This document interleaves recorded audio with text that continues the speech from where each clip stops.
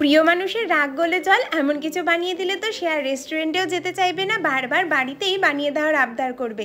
আচ্ছা, দেখেই তো বুঝতে পারছো কতটা টেম্পটিং হয়েছে, আর খেতেও হয়েছিল দারুণ সুন্দর। একবার যে কোনো স্পেশাল অকেশন হোক বা নিজের প্রিয়জন বা নিজের জন্যই বানিয়ে দেখো, সন্ধেটা জাস্ট জমে যাবে। দই নিয়েছি এখানে 150 গ্রাম মতো, সেটাকে জল ঝরানোর জন্য এরকম ছাঁকনির সাহায্যে ভারী কিছু চাপা দিয়ে রেখে দিলাম। আর এইদিকে স্যালাডের মধ্যে লাগছে পেঁয়াজ, ক্যাপসিকাম, টমেটো। টমেটো যদি পছন্দ করো দিতে পারো, নয়তো শুধুমাত্র পেঁয়াজ ক্যাপসিকাম দিতেই হবে। পেঁয়াজটাকে 4 ভাগে ভাগ করে নিয়েছি, আর টমেটোটাকেও 2 ভাগে ভাগ করে নেওয়ার পর মাঝখানে পোর্শনে আরেকটা কাট বসিয়ে ভেতর থেকে বীজগুলো সুন্দরভাবে ছাড়িয়ে নিতে হচ্ছে। এই পনির টিক্কাটা একদম দোকানের মতো লাগে, কোনো তন্দুর দেওয়ার দরকার নেই, বাড়িতেই পুরো তন্দুরের মতো ফ্লেভার আসবে। আর এত দারুণ খেতে হয়, আমি তোমাদের বলছি একবার বানিয়ে দেখো, বারবার আমার নাম করবে, এইটুকু বলতে পারি। তো আমি এখানে সবজিগুলো সুন্দরভাবে ছাড়িয়ে নিচ্ছি, একদম ডুমডুম করে কেটে নিয়েছি। পেঁয়াজগুলো একটু বড় সাইজের ছিল, তাই খোয়াগুলোও বড় হয়েছে। পনির নিয়েছি 300 গ্রাম, যেহেতু আমরা 4 জন রয়েছি, আর এটা দিয়ে 7টা থেকে 8টা স্টিক হয়ে যায়।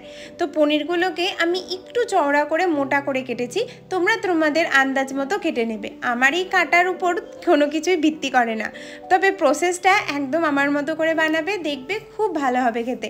আমিও এটা দেখেই শিখেছি, তবে তোমাদের সাথে শেয়ার করছি, অবশ্যই একবার ট্রাই করে দেখো। রসুন নিয়েছি 10-12 কোয়া, আর 2 ইঞ্চি মতো আদা একদম ভালো করে মিহি করে বেটে নেব, মানে একটু থেতো করে নেব। আর ওইদিকে সামান্য আদা বাটা আগেই বাটিতে ছিল আর কি, সেটার সাথে মিশিয়ে দিলাম। দইটা কিন্তু অবশ্যই জল ঝরানো টক দই ইউজ করতে হবে, কোনোভাবেই জল দেওয়া টক দইটা নেবে না। আধ ঘন্টা মতো দইটা রাখলেই সুন্দরভাবে জল ঝরে যায়। এর মধ্যে দিয়েছি 1 চামচ জিরে গুঁড়ো, 1 চামচ ধনে গুঁড়ো, 1 চামচ চাট মশলা, পরিমাণ মতো লঙ্কা গুঁড়ো, একটু বিট নুন, কোনো রকম সাদা লবণ দেইনি। আর হ্যাঁ, তোমাদের কাছে লাল ফুড কালার থাকলে, দোকানের রং আনতে চাইলে একটু লাল ফুড কালার দিতে পারো। আমার কাছে একটু ওই কমলা ফুড কালার ছিল, সেটাই দিয়েছি। এখানে একটা মশলা বানাচ্ছি, তার জন্য নিয়েছি বেশ খানিকটা মৌরি আর একটু জোয়ান। আর কিছু দরকার নেই, ভালো মতো করে ভেজে নেওয়ার পর গ্যাসটা বন্ধ করে ওই কাসুরি মেথি 1 মুঠো মতো দিয়ে দেবে। তারপর ওই ফ্রাইং প্যানের মধ্যেই দিয়ে দিয়েছি 2 চামচ মতো সর্ষের তেল। আর ওইদিকে মৌরি, জোয়ান আর কাসুরি মেথিটাকে আমি সুন্দরভাবে গুঁড়ো করে নিয়েছি, যতটা মিহি করবে তত ভালো হবে।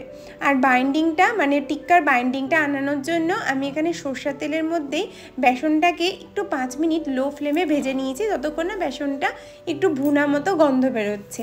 তারপর ফ্রাইং প্যান থেকে ডিরেক্ট সেই ব্যাটারের মধ্যে এরপর যে মশলাটা রেডি করে রেখেছিলাম সেটা দিলাম, দিয়ে ভালো মতো করে মিশিয়ে নিলাম। এই পনির টিক্কাটা অদ্ভুত হয় খেতে, এই ম্যারিনেশনটা আমার কাছে একদম পারফেক্ট। এইবার সাথে সাথে পেঁয়াজ, ক্যাপসিকাম ভালো মতো করে মেখে নেব। টমেটোটা দেওয়াটা বারবার বলছি অপশনাল, আমাদের ভালো লাগে তাই আমরা দিয়েছি, তবে টমেটো কিন্তু দেয় না, দেয় ইয়েলো ক্যাপসিকাম আর রেড ক্যাপসিকাম। ভালো মতো করে মিশিয়ে নেওয়ার পর পনিরের টুকরো দিয়েও মিশিয়ে নেব। যেহেতু দইয়ের মধ্যে কোনো জল নেই, তাই আলগাভাবে মেশাবে, পনিরগুলো যাতে ভেঙে না যায়। পনিরগুলো ফ্রিজ থেকে ডিরেক্ট দেবে না, একটু ফ্রিজ থেকে আগে বের করে রাখবে, তাহলে পনির টিক্কার পনিরগুলো আরও বেশি সফট হবে। ম্যারিনেশনটা চাইলে ওভারনাইট করতে পারো অথবা আধ ঘন্টা মতো রাখতে পারো, এতে খুব সুন্দর গন্ধ আসে। তবে এখানেই তো শেষ না, টিক্কার মেন ফ্লেভারটা আনানোর জন্য একটা কাঠকয়লা পুড়িয়ে দিয়েছি, আর তার সাথে হাফ চামচ মতো ঘি দিয়ে ঢেকে দিতে হবে। এই কাঠকয়লার বদলে তোমরা 2-4টে লবঙ্গ ভালো মতো করে পুড়িয়ে সেই গন্ধটা আনতে পারো, অবশ্যই ঘি দেবে। তো টিক্কা যখন বানাচ্ছি তার সাথে একটা চাটনি তো মাস্ট, তো তার জন্যই ধনে পাতা নিয়েছি, একটু পুদিনা পাতা নিয়েছি, জিরে, চাট মশলা, 4-5 কোয়া রসুন, একটু আদা, আর 1 চামচ মতো টক দই, পরিমাণ মতো লবণ, সামান্য মানে হাফেরও হাফ লঙ্কা। ব্যাস, এটাকে মিক্সিং জারে সুন্দরভাবে পেস্ট করে নিলেই আমাদের পনির টিক্কার সাথে খাওয়ার জন্য চাটনিটা একদম রেডি।